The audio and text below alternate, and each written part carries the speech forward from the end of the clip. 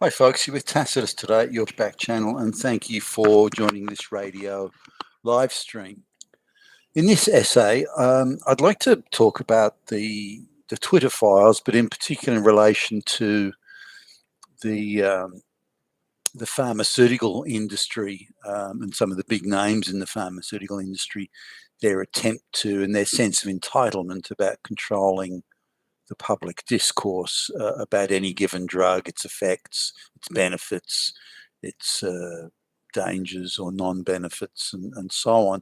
Now, realistically, we need to accept that the big pharmaceutical firms have got vast sums of money at their disposal. I mean, gazillions.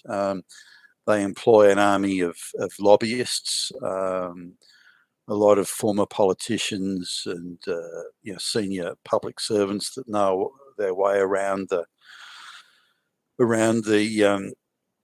halls of power in Washington. Also, the big pharma people have effectively their own employees working as interns and as juniors and general dogs bodies in the offices of all the key politicians.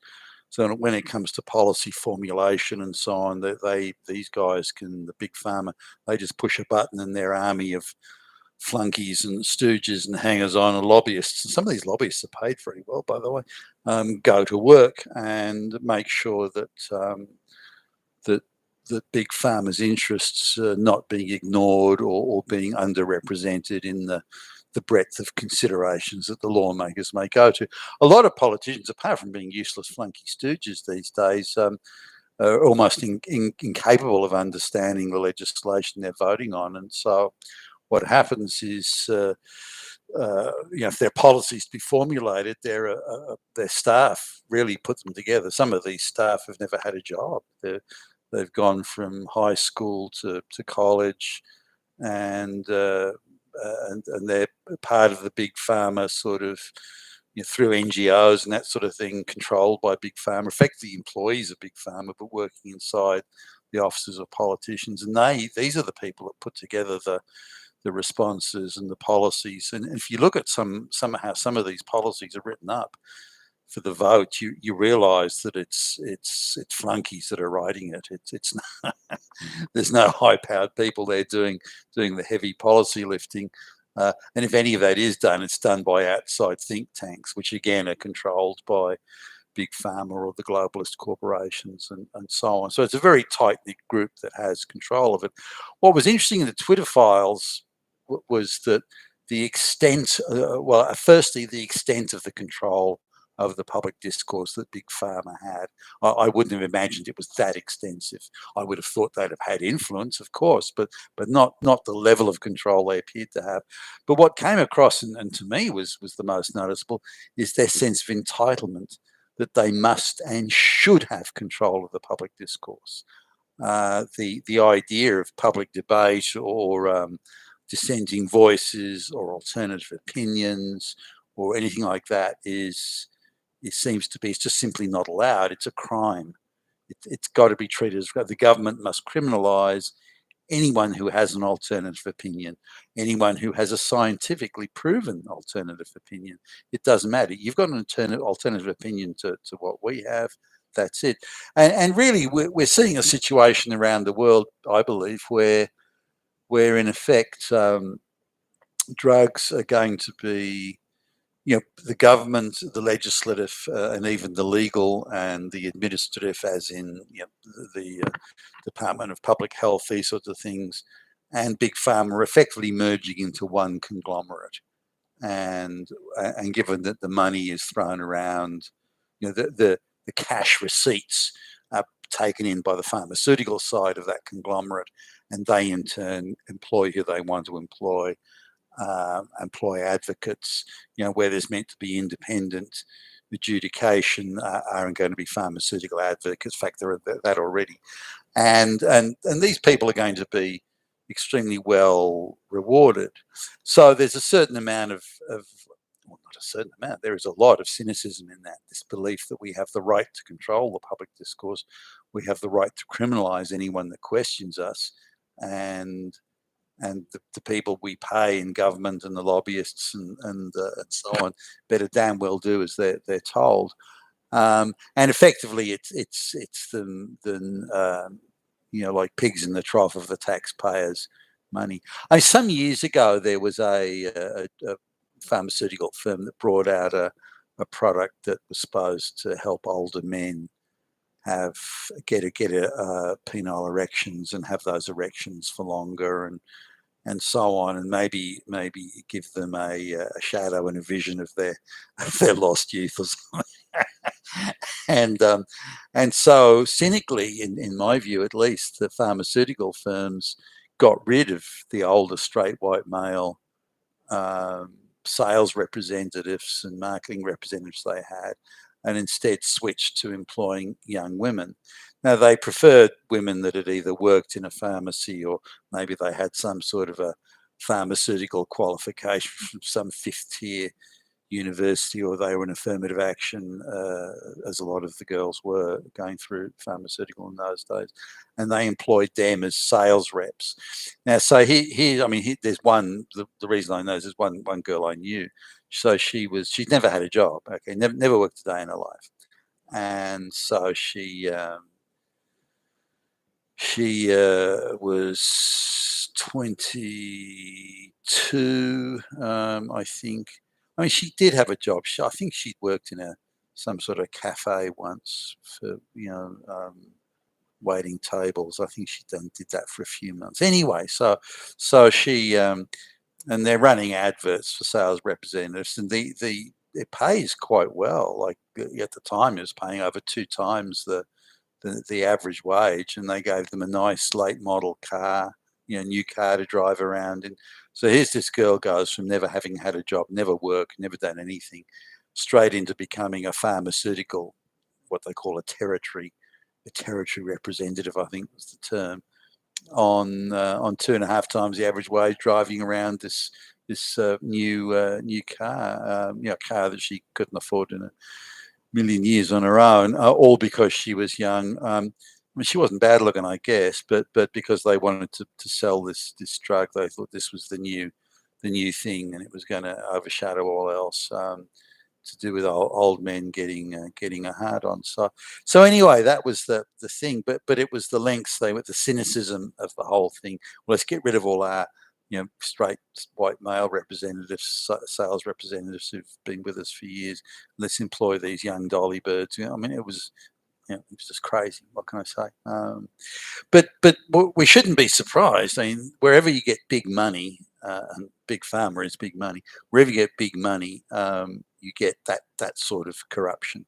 The buying of influence peddling, and all that. That's how it goes. We shouldn't treat that as, oh wow, that's a surprise. It's not a surprise. It's how the world turns. Whether or not the body politic should go down like a sack of shit to this influence peddling, that we can debate. But that influence and the money to have the influence is there. Again, I just want to, this is a politician dealing in the area of legislating to control the financial sector. So he's a politician, and I don't know this politician well. I've met him a few times, but he's not a buddy or something. And I'm sure if I tried to call him, who and what, and who is that guy? So there's no relationship there. But he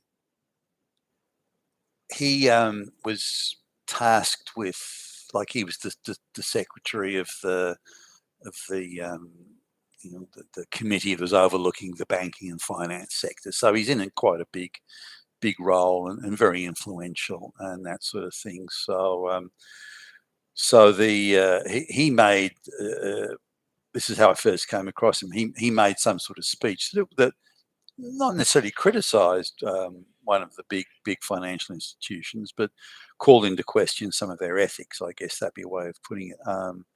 Before he had time to leave the parliamentary chamber and get back to his office in the House of Representatives, in that time, there was already 2 lobbyists on behalf of that big financial institution in the waiting room of his office. That's how quickly these people respond.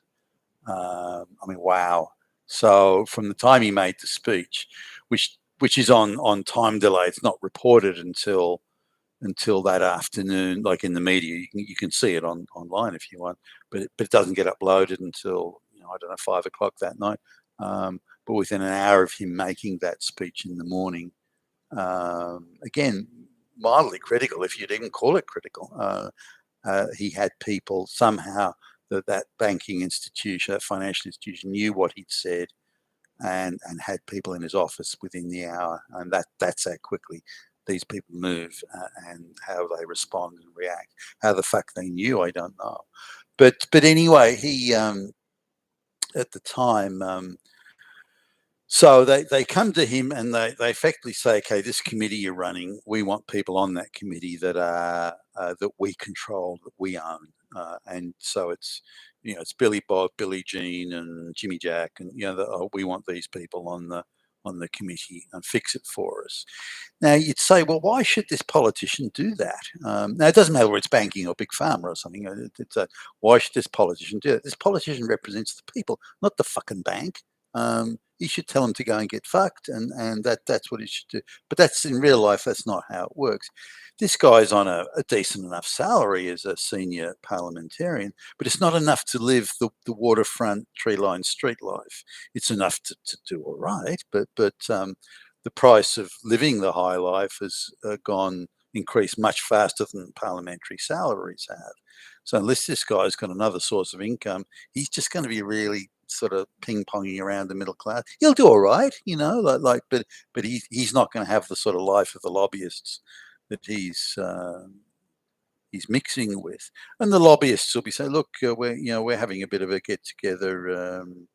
On the weekend, can we invite you? Can we invite you and your wife along, or that sort of thing, or can we invite you along? We're going to have some young female hostesses there, and so and then the lobbyist says, "Oh, look, we're just actually going to go out in my yacht, his $5 million yacht that's on the harbour, and there's a lot of people, a lot of caterers that are there, and."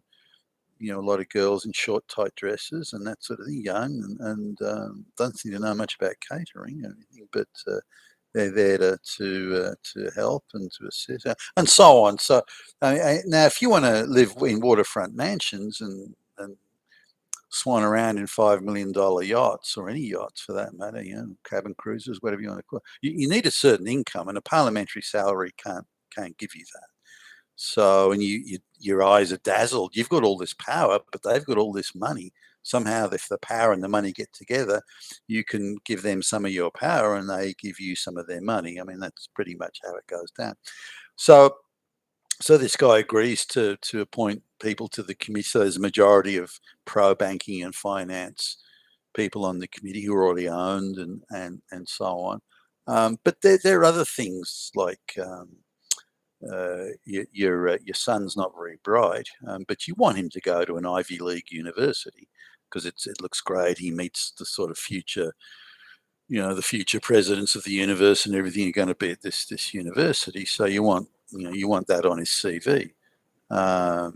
So you're talking to the lobbyist, and they say, well, I know some people who, I can make a few phone calls. I can fix it for you. Well, my young Billy Bob, he's not a straight A student.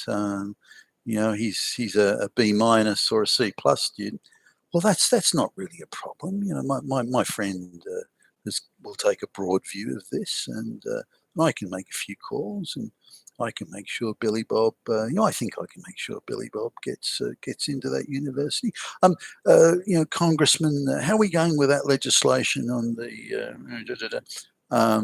So then Billy Bob's got his degree. He's coming out. He's maybe been looking for a job. He's not doing too good. There's not many people offering anything like a decent job. So maybe you mention this to your contact in big pharma or the lobbyist in banking and finance. And I'm pretty sure I know so and so is looking for a senior executive vice president consultant for ass wiping in and it pays X, and I think it involves spending 6 months in London, 6 months in Paris, and 6 months in Rome, with supplied accommodation and a vehicle and a driver and so on. Do you think your son would be interested, Congressman? Would you like me to make a few calls on his behalf? I mean, all very quiet and confidential.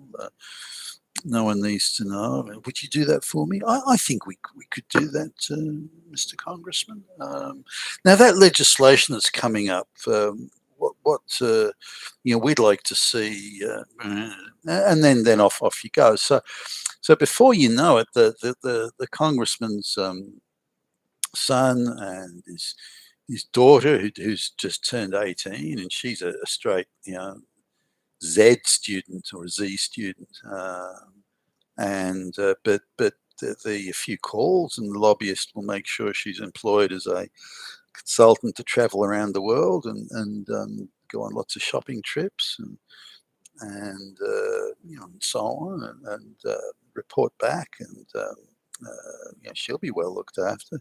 So she's got that. Your two sons are employed in one in big pharma, one in big finance, and very prestigious sounding jobs and with nice offices and good salaries. And you've been put in touch with a Chinese investor that says he wants to buy your house for 10 times the market value. Wow, well, how lucky was that? Gee, and so on. So your whole lifestyle, everything about it, your kids, your employment, everything is solely dependent on this big pharma, the globalist corporations, and you know that, and you know that you can't annoy these people because they can, the Lord giveth and taketh away. I mean, you can lose all of that overnight, and then everyone, you and the kids and everyone else, has to survive on their own merits. That's not gonna work. Maybe there was a few discrete recordings of you agreeing to do things that maybe not be that don't look so good if they were out in the public domain, and so you don't annoy these people. So they've looked after you. You've provided them with some help and assistance with legislation. Everybody's happy, and this is kind of, well, not kind of, it's how it does go. And but the big pharma thing, the bit that struck me, and looking at realistically, was their sense of entitlement about they are entitled to control the public debate. Now that would suggest that they A, have been doing it for a while, and B, we've looked after you politicians. We've looked after you. We've made sure your kids have fancy jobs. We made sure you've got the waterfront properties. Now we want to be paid back for it. We want you to damn well control that fucking public discourse. So it favors us and our drug and our so and so, whether it be an obesity drug or anything else. And we want this, and you better fucking do it. We've paid you.